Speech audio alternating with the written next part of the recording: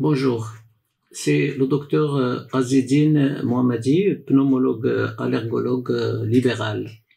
Je vais vous parler aujourd'hui de la bronchopneumopathie chronique obstructive. La bronchopneumopathie chronique obstructive est la troisième cause de décès dans le monde. Elle a entraîné 3,23 millions de décès en 2019. Plus de 80% de ces décès sont survenus dans des pays à revenus faibles ou intermédiaires. La BPCO se manifeste par des symptômes respiratoires persistants d'apparition progressive comme la dyspnée, la toux ou expectoration. Elle est due à une exposition prolongée à des gaz nocifs et à des particules associées à des facteurs personnels, y compris des événements qui influent sur le développement des poumons pendant l'enfance et des facteurs génétiques. L'exposition à la fumée de tabac et à la pollution de l'air intérieur, ainsi que l'exposition professionnelle aux poussières, aux fumées et aux produits chimiques, sont des facteurs de risque importants de BPCO. Un diagnostic et un traitement précoce, y compris une aide de sévrage tabagique, sont nécessaires pour ralentir l'évolution de la maladie et éviter les expectorations, les exacerbations, pardon. Qu'est-ce que la BPCO? C'est une maladie pulmonaire chronique courante qu'il est possible d'éviter et de traiter et qui touche des hommes et des femmes partout dans le monde. Les lésions des bronchioles entraînent une limitation des échanges gazeux. Plusieurs processus provoquent le rétrécissement des voies respiratoires. Certaines parties des poumons peuvent être détruites, des sécrétions peuvent obstruer les voies respiratoires et l'épithélium des voies respiratoires peut être inflammé et œdémacié. Les termes emphysème ou bronchite chronique sont parfois utilisés pour désigner la BPCO. L'emphysème désigne habituellement la destruction des alvéoles pulmonaires. La bronchite chronique désigne une toux chronique accompagnée d'expectoration due à l'inflammation des voies respiratoires. Certains symptômes de la BPCO et de l'asthme sont identiques. La toux, la respiration sibilante et la dyspnée. Et certaines personnes sont atteintes des deux maladies. La conséquence de la BPCO sur la vie quotidienne, les symptômes suivants habituels de la BPCO apparaissent vers l'âge de 45 ans. L'essoufflement, ou la dyspnée, la toux chronique, souvent accompagnée d'expectoration et ou de fatigue. À mesure que la BPCO s'aggrave, les activités quotidiennes habituelles sont de plus en plus difficiles à réaliser, souvent à cause de l'essoufflement. La maladie peut entraîner des difficultés financières considérables en raison de la limitation de la productivité sur le lieu de travail et à domicile, et du coup des traitements médicaux. Pendant les exacerbations, on constate une aggravation marquée des symptômes. Il faut alors parfois instaurer un traitement supplémentaire à domicile ou en hospitalier. Le patient ou hospitaliser le patient en urgence. Les exacerbations sévères peuvent engager le pronostic vital. Les personnes atteintes de BPCO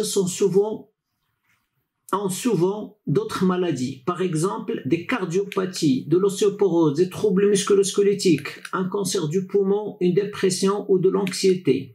Les causes de la BPCO apparaît progressivement souvent en raison de plusieurs facteurs de risque associés, l'exposition au tabac, l'exposition professionnelle à des poussières, des émanations ou des produits chimiques, la pollution de l'air intérieur, les biocombustibles comme le bois, la bouse, les résidus de récolte ou le charbon qui sont souvent utilisés pour la cuisine et le chauffage dans les pays à revenus faibles ou intermédiaires. Les événements survenus au début de la vie tels le retard de croissance intra-utéro, la prématurité et des infections respiratoires fréquentes ou graves dans l'enfance qui empêchent les poumons de se développer au maximum.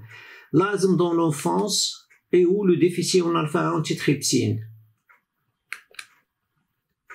Il n'existe pas de traitement curatif de la BPCO, mais un diagnostic et un traitement précoce sont importants pour ralentir l'évolution de la maladie et réduire le risque d'exacerbation. Il faut suspecter une BPCO en cas de symptômes typiques. Et le diagnostic doit être confirmé par la spirométrie, un examen qui permet de mesurer la fonction pulmonaire. Dans les pays à revenus faibles ou intermédiaires, il est souvent impossible de recourir à la spirométrie et la maladie n'est donc pas diagnostiquée. Les personnes atteintes de BPCO peuvent prendre plusieurs mesures pour améliorer leur vie, leur état général et maîtriser plus facilement leur maladie. Arrêter le tabac, faire régulièrement de l'exercice, se faire vacciner contre les pneumonies, la grippe et la Covid. Certains médicaments en inhalation permettent d'atténuer les symptômes et d'éviter les exacerbations. Il existe différents types de médicaments en inhalation qui fonctionnent de différentes manières et qui peuvent être administrés en association fixe.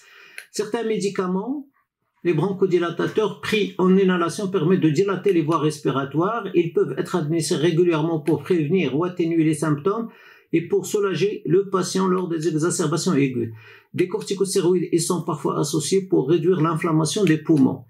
Les médicaments en inhalation doivent être pris suivant une technique appropriée, dans certains cas à l'aide d'une chambre d'inhalation pour faciliter le passage du médicament dans les voies respiratoires. Dans de nombreux pays à revenus faibles ou intermédiaires, les médicaments en inhalation sont peu accessibles. Et en 2019, le salbutamol en inhalation était généralement disponible dans les établissements publics de soins primaires dans la moitié des pays à faible revenu.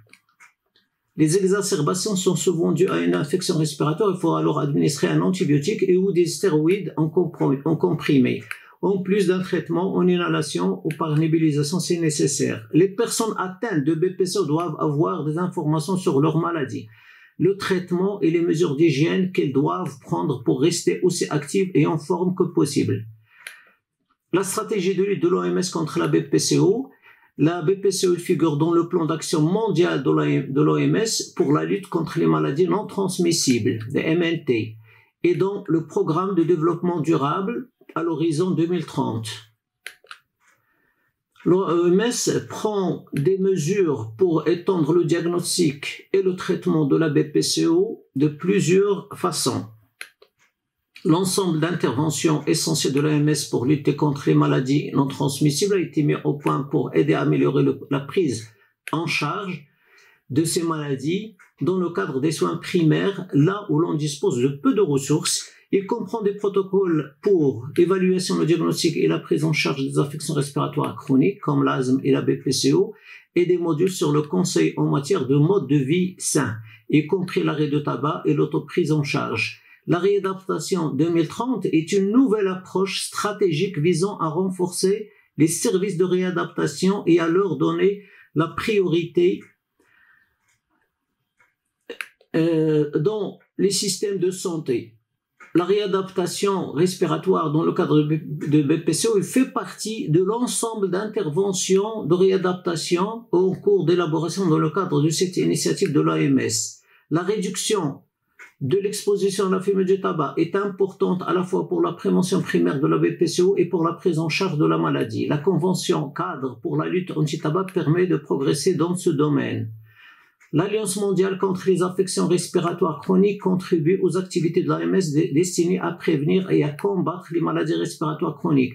Il s'agit d'une alliance volontaire d'organisations et d'institutions nationales et internationales de nombreux pays attachés à la vision d'un monde où tous les peuples respirent librement.